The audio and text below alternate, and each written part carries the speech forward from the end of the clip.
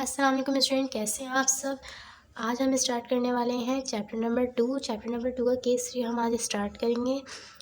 इससे पहले मैंने चैप्टर 1 कंप्लीट करवा दिया था और केस 1 और केस 2 जो है हमारा चैप्टर नंबर 2 का कंप्लीट हो गया था। हमारा चैप्टर नंबर 2 का नाम है प्रेजेंटेशन ऑफ स्टैटिस्टिक डेटा। आज हम इसको कंप्लीट करेंगे केस 3, फिर इसके बाद केस 4 जो है वो भी हम इंशाल्लाह ताला कंप्लीट कर लेंगे। केस 1 में हमें क्या दिया गया था? केस 1 में हमें क्लास इंटरवल दी गई थी। देन केस 2 में हमारे पास क्लास इंटरवल हमें निकालनी थी, सिर्फ क्लास का साइज़ दिया गया था। लेकिन इसमें हमें क्या दिया गया है? Prepare a frequency distribution table. इसमें हमें प्रिपेयर करना है फ्रीक्वेंसी डिस्ट्रीब्यूशन टेबल। हमें सब में प्रिपेयर करना होता है फ्रीक्वेंसी डिस्ट्रीब्यूशन टेबल। और उसके बाद फॉलोइंग डेटा, जो हमें डेटा है उसके ज़रिए, और using class six class of equal size.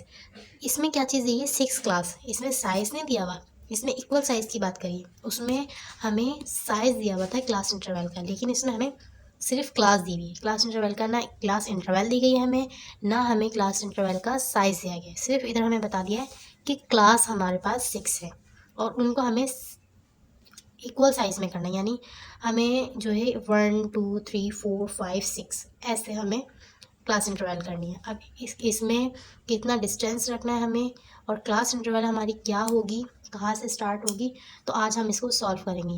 ये सवाल थोड़ा हमारा लेंथी होगा बट ये भी इजी है, तो हम इसको सॉल्व करते हैं। तो फर्स्ट हमारा स्टेप क्या होगा? फर्स्ट हमारा स्टेप वही है स्मॉलेस्ट वैल्यू। स्मॉलेस्ट वैल्यू हमारी जो है स्मॉलेस्ट ऑब्जर्वेशन, वो क्या है हमारे पास?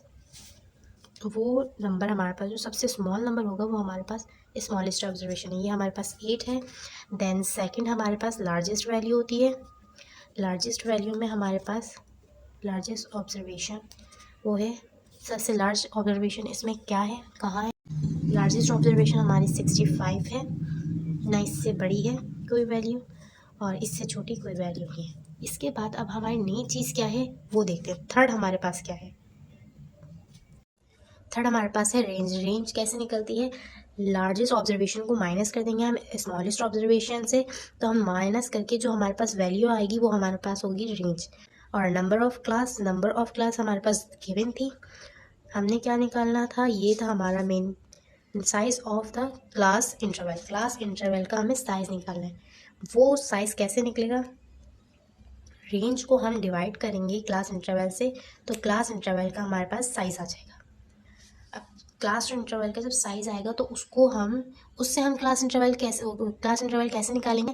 देखिए, मैंने आपको सेकंड केस में समझा दिया था, मैं भी दोबारा समझा दूंगी, लेकिन मैंने सेकंड केस में ये मैंने समझा दिया था कि क्लास इंटरवल साइज़ से कैसे क्लास इंटरवल निकलती है।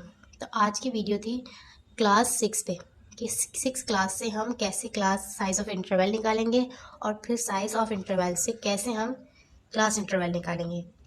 तो इसीलिए हमने ये एक फार्मूला ले लिया, size of the class interval is equals to range divided by number of class. तो नंबर ऑफ क्लास हमारे पास थी, हमारे पास रेंज नहीं थी, तो इस वजह से हमने रेंज निकाली है। उसके बाद हमारा ये आंसर आ गया। अब हम फ्रीक्वेंसी डिस्ट्रीब्यूशन टेबल, जो हमें क्वेश्चन में बोला था हमें फ्रीक्वेंसी डिस्ट्रीब्यूशन टेबल का, तो अब हम वो फ्रीक्वेंसी डिस्ट्रीब्यूशन टेबल निकालेंगे। तो अब हम स्टार्ट करेंगे अपनी फ्रीक्वेंसी डिस्ट्रीब्यूशन टेबल। सबसे पहले हमें निकालना है क्लास इंटरवल। क्लास इंटरवल निकालने के लिए हमें क्या करना है? हमने साइज़ ऑफ क्लास इंटरवल निकाल लिया था। साइज़ ऑफ क्लास इंटरवल से हमें क्लास इंटरवल कैसे निकालनी है मैं दोबारा बता देती हूँ। केस 2 में मैंने बताया था हमारे पास सबसे स्मॉलेस्ट वैल्यू क्या दी गई है? ये 8 में हमने 10 प्लस करने, 10 प्लस करेंगे 8 में, 8 9 10 11 12 13 14 15 16 17 18 17 8 to 17 हमारे 10 नंबर। तो ये हमारे पास 10 नंबर के डिस्टेंस से हमारी क्लास इंटरवल आ गई। कैसे आ गई? और ये 6 क्लास हैं, 1 2 3 4 5 6 क्लास इंटरवल आ गई। अब टेलीमार्क्स हमें कैसे निकालने होते हैं? यहाँ पे हमें सबसे जो 8 to 17 तक जितने भी इस टेबल में हमारे पास नंबर होंगे उन पे हम मार्क करेंगे और इधर काउंट करेंगे। 1 8 है 1। अब 8 से लेकर 17 तक जितने भी नंबर होंगे वो हम काउंट करके इधर मार्क करते जाएंगे। मार्क करा, इधर काउंट कर लिया, इधर हमने मार्क करा, इधर हमने काउंट कर लिया, इधर हमने मार्क करा, इधर काउंट कर लिया। 4 के बाद जो 5 हमें काउंट करना होता है ना, तो फिर हमें उसका बंच बनाना होता है। ये मैं पहले भी बता चुकी हूँ, बंच बनाना होता है। उसके बाद फिर से दोबारा से हम जो है हमें स्टार्ट करना है, हम दोबारा से स्टार्ट कर सकते हैं। फिर उसके बाद उसको करना है तो फिर उसका दोबारा बंच बनेगा।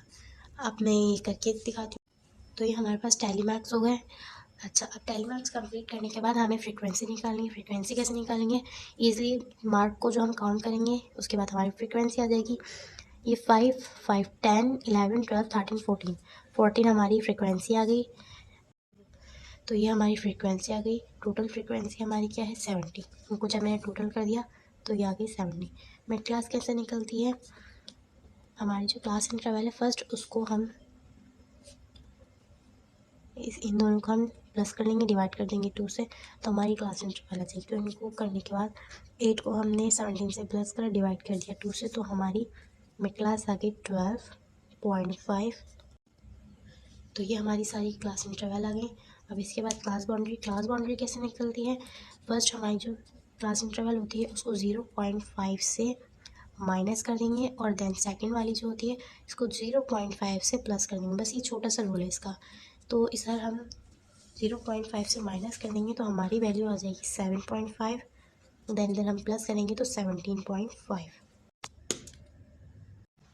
तो ये हमारी क्लास बाउंड्रीज हो गई कंप्लीट। रिलेटिव फ्रिक्वेंसी कैसे होगी? तो रिलेटिव फ्रिक्वेंसी भी बताई थी। टोटल फ्रिक्वेंसी को हम डिवाइड कर देंगे टोटल फ्रिक्वेंसी से, तो रिलेटिव फ्रिक्वेंसी आ जाएगी। हम 14 को डिवाइड करेंगे 70 से, तो हमारे पास आ जाएगा 0.5।